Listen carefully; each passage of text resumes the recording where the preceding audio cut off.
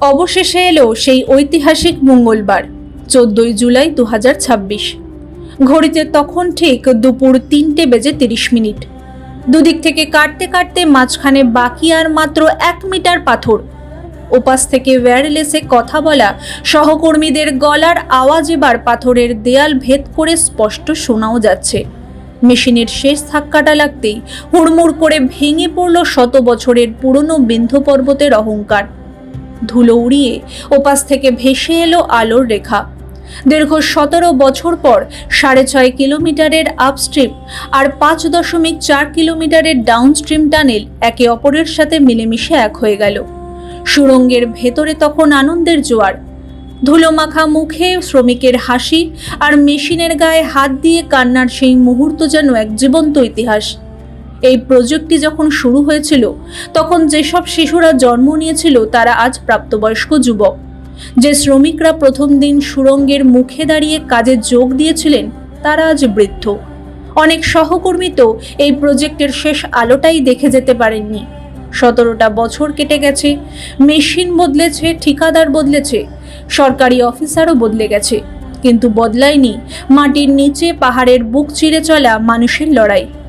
14ই জুলাই মঙ্গলবার ঠিক দুপুর 3:30 ভারতের বুকে ঘটে গেল এক অবিশ্বাস্য ইঞ্জিনিয়ারিং ব্রেকথ্রু।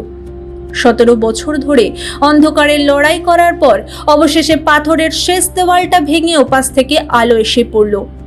আজ আমরা শুনব ভারতের দীর্ঘতম সেচ সুড়ঙ্গ স্লিমনাবাদ টানেলের পেছনের সেই রুদ্ধশ্বাস গল্প, যা কোনো পৌরাণিক মহাকাব্যের চেয়ে কম নয়। গল্পের শুরু আজ থেকে কোটি কোটি বছর আগে, মাইকেল পর্বতে। লোককথা বলে নর্মদা নদীর সাথে বিয়ে হওয়ার কথা ছিল সোনভদ্রের, কিন্তু একটা চরম ভুল বোঝাবুঝির কারণে নর্মদার মন ভেঙে যায়। অভিমান আর অপমানে নর্মদা মুখ ফিরিয়ে সম্পূর্ণ উল্টো দিকে অর্থাৎ পশ্চিম দিকে বয়ে চলে যান আরব সাগরের দিকে, আর সোনভদ্র চলে যায় পূর্ব দিকে গঙ্গার সাথে মিশতে। প্রকৃতি এই দুই নদীর মাঝখানে দাঁড় করিয়ে দেয় বিন্ধ্য পর্বতের এক বিশাল পাথুরে দেয়াল।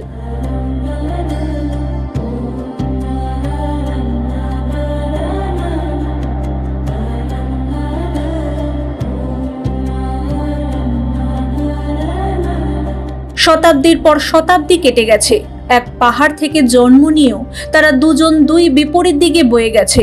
বিন্ধ্য পর্বতের ওপাশে লাখ লাখ একর জমি জলের অভাবে মরুভূমি হয়ে গেছে। কৃষকেরা চাতক পাখির মতো আকাশের দিকে তাকিয়ে থেকেছে বৃষ্টির জন্য, কিন্তু এই দুই নদীর মাঝখানের দেওয়াল ভাঙাটা কি আদৌ সম্ভব ছিল? ইঞ্জিনিয়াররা যখন সার্ভে ম্যাপ নিয়ে স্লিমনাবাদ মালভূমিতে পৌঁছলেন তখন তাদের সামনে ছিল 12 কিলোমিটার চওড়া এক নিরেট পাহাড়।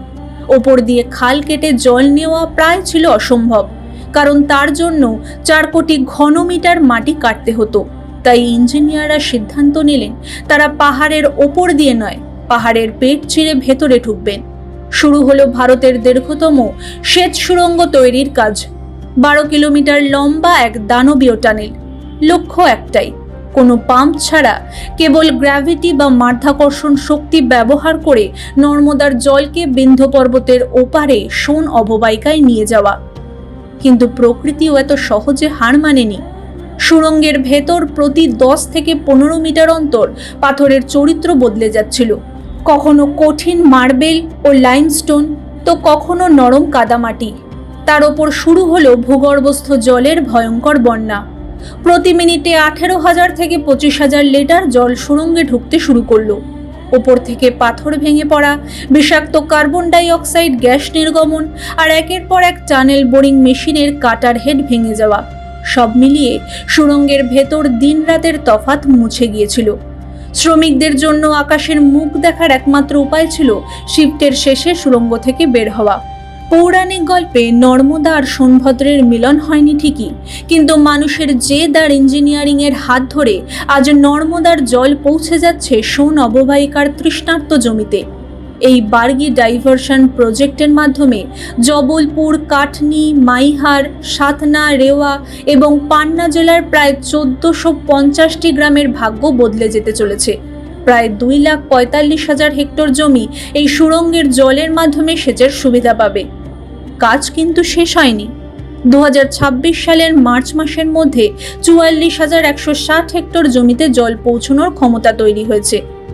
লক্ষ্যমাত্রা হল 2026 সালের সেপ্টেম্বরের মধ্যে তা 87,433 হেক্টরে এবং 2027 সালের ডিসেম্বরের মধ্যে 1,54,693 হেক্টরে নিয়ে যাওয়া। যখন এই জল বিন্ধ্য অঞ্চলের শেষ কৃষকের জমিতে পৌঁছবে, তখন শুধু মাটির আর্দ্রতা বদলাবে না, বদলে যাবে গ্রামীণ অর্থনীতি। বছরের একটা ফসলের জায়গায় কৃষকেরা 3টে ফসল ফলাবেন। মানুষের কর্মসংস্থানের জন্য শহরমুখী হওয়া বন্ধ হবে। এই গল্পের নায়করা কোনো রাজপ্রাসাদে থাকেন না, তাদের পোশাকে লেগে থাকে মেশিনের তেল আর পাহাড়ের ধুলো। তাদের হাত ধরে আজ শতাব্দী প্রাচীন বিচ্ছেদের অবসান ঘটল।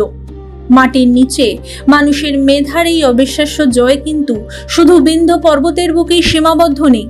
প্রকৃতির বিরুদ্ধে বিজ্ঞানের এমন লড়াইয়ের এক অনন্য কোলাজ আজ আমরা দেখতে পাচ্ছি আমাদের নিজের শহর কলকাতাতেও। ভারতের একমাত্র শহর যা প্রথম মাটির তলা দিয়ে মেট্রো রেলের ছুটে চলা দেখেছিল, সেই তিলোত্তমার বুকে সম্প্রতি রচিত হলো গণপরিবহনের আরও এক ঐতিহাসিক অধ্যায়। দক্ষিণ কলকাতার কোটি কোটি মানুষের স্বপ্নের জোকা এসপ্ল্যানেড মেট্রো করিডোরে এবার এলো এক বড় সাফল্য। খিদিরপুর থেকে শুরু করে ফোর্ট উইলিয়াম আর পিটিএস এর মতো অত্যন্ত সংবেদনশীল মাটির নিচে লড়াই করে সব বাধা চূর্ণ করে অবশেষে ভিক্টোরিয়া মেমোরিয়াল ও পার্ক স্ট্রিটের সেই কাঙ্ক্ষিত সুড়ঙ্গপথ সম্পন্ন করল বিশালাকার টানেল বোরিং মেশিন দুর্গা। মধ্যপ্রদেশের স্লিমনাবাদ শীত সুড়ঙ্গ থেকে শুরু করে কলকাতার এই আধুনিক আন্ডারগ্রাউন্ড মেট্রো করিডোর মাটির গভীর অন্ধকার চিরে ঘটে যাওয়া এই ব্যাক টু ব্যাক ব্রেকথ্রু প্রমাণ করে দেয় যে ভারতীয় ইঞ্জিনিয়ারিং আজ কতটা নির্ভুল ও বিশ্বমানের। বিজ্ঞানের এই অবিশ্বাস্য লড়াই আর দেশের এই গৌরবময় সাফল্যের প্রতি স্যালুট জানিয়ে আজকের ভিডিও এখানেই শেষ করছি। ভিডিওটি ভালো লাগলে অবশ্যই লাইক ও সাবস্ক্রাইব করতে ভুলবেন না। ব্যুরো রিপোর্ট মাধ্যম।